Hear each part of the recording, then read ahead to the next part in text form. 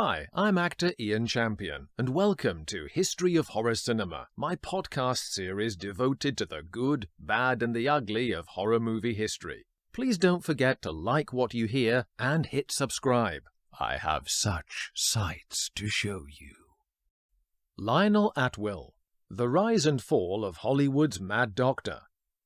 As horror fans, when we consider the great British gentlemen of horror cinema over the decades, the names that usually leap to mind are the classic triumvirate of Boris Karloff, Peter Cushing, and Christopher Lee, as well as the elegant American Vincent Price. All four had long careers, sparked by association with classic characters, which certainly helped to seal them as firm favourites in audiences' memories, and all could trade on an elegant, classy persona when required. Boris Karloff was the first actor to play the signature icons of Frankenstein's creature and the mummy, the combination of which made him a star for life. Christopher Lee played the same two roles, but actually shot to stardom in between, when he became immortalized on screen as Dracula.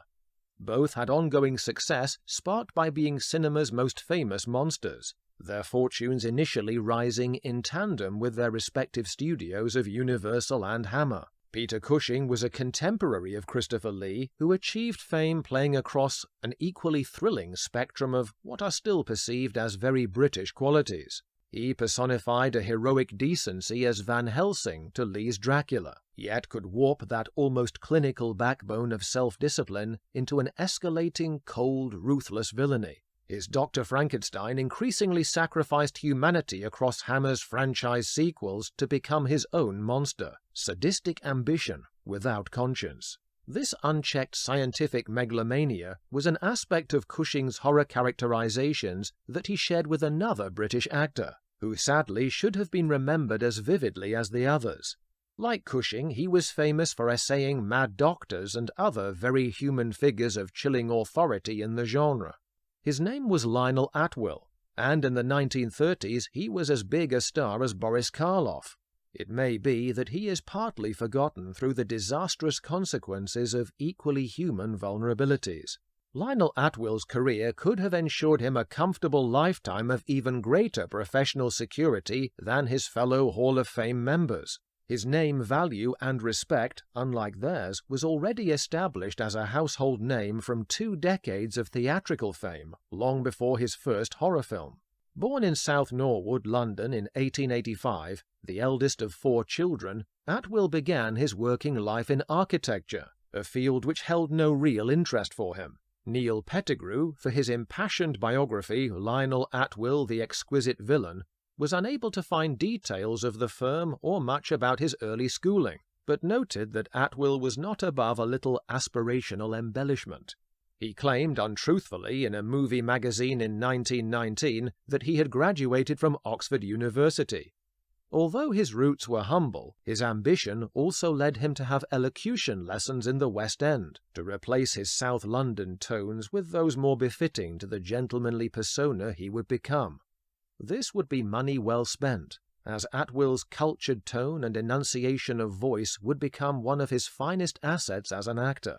He made his professional debut as a footman in The Walls of Jericho at London's Garrick Theatre, and from there learned his craft in years of repertory across the provinces, touring in Ibsen, Shakespeare, and other classic texts.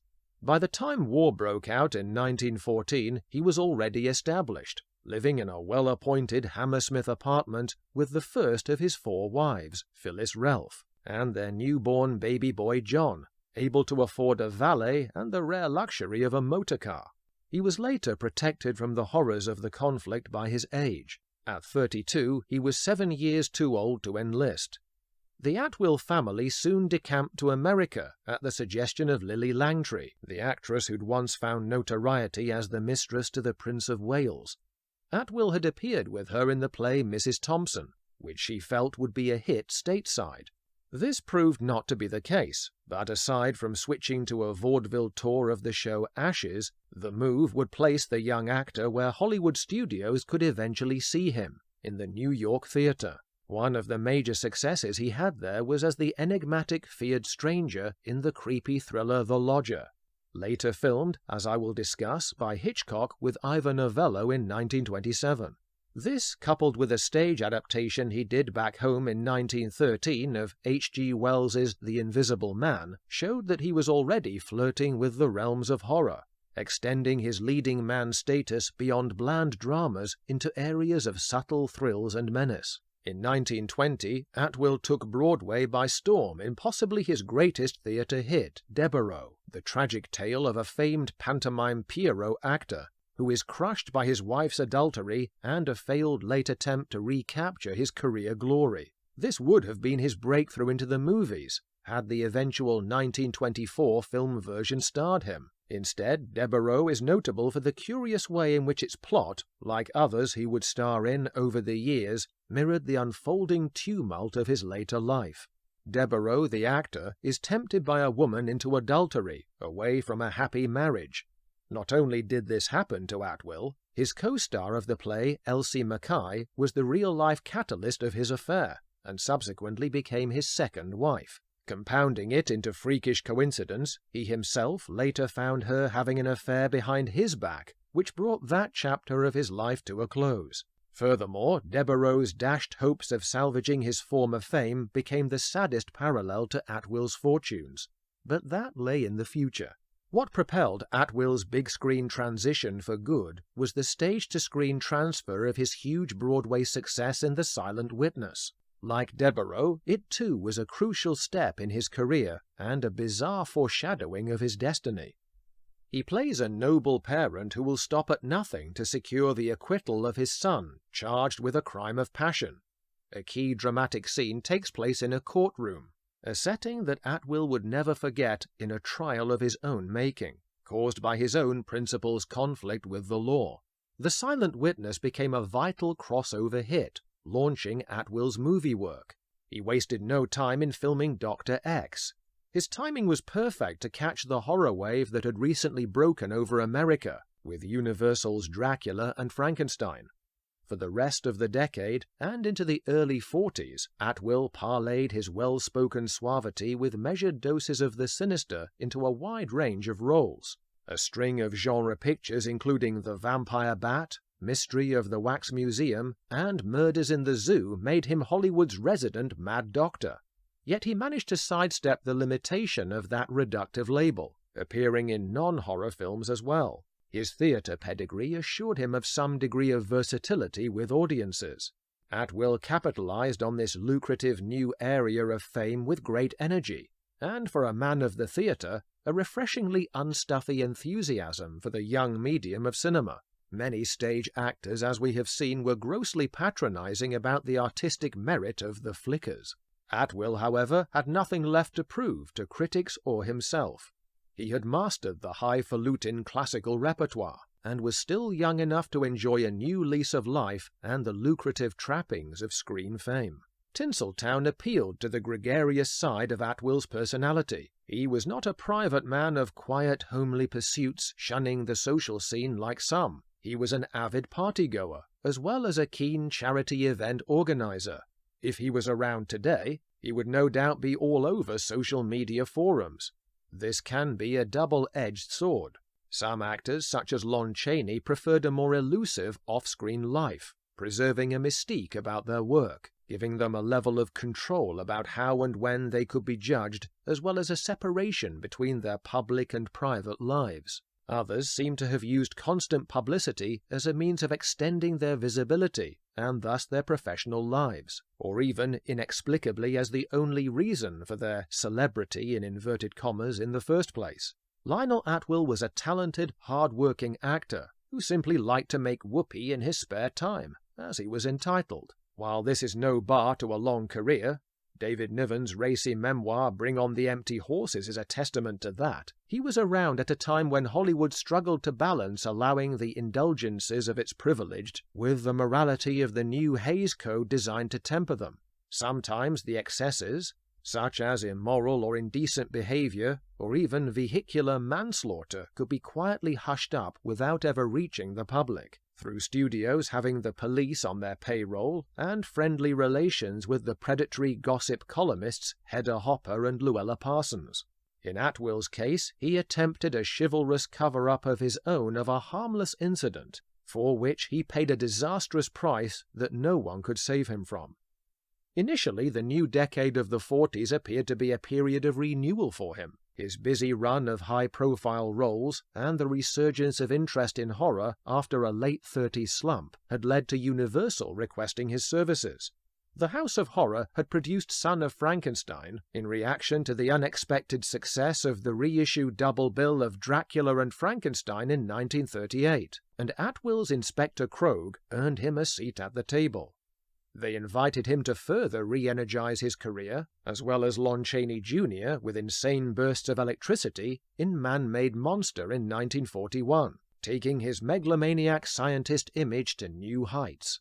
He certainly needed the boost. His third marriage to the $100 million heiress Louise Cromwell Brooks had foundered.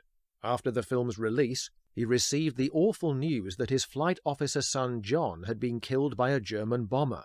It had hit his RAF base's local pub after seeing the men's car headlights while they were on a night out. John was his only child, which made his grief even more terrible. Atwill's suffering was about to become far worse.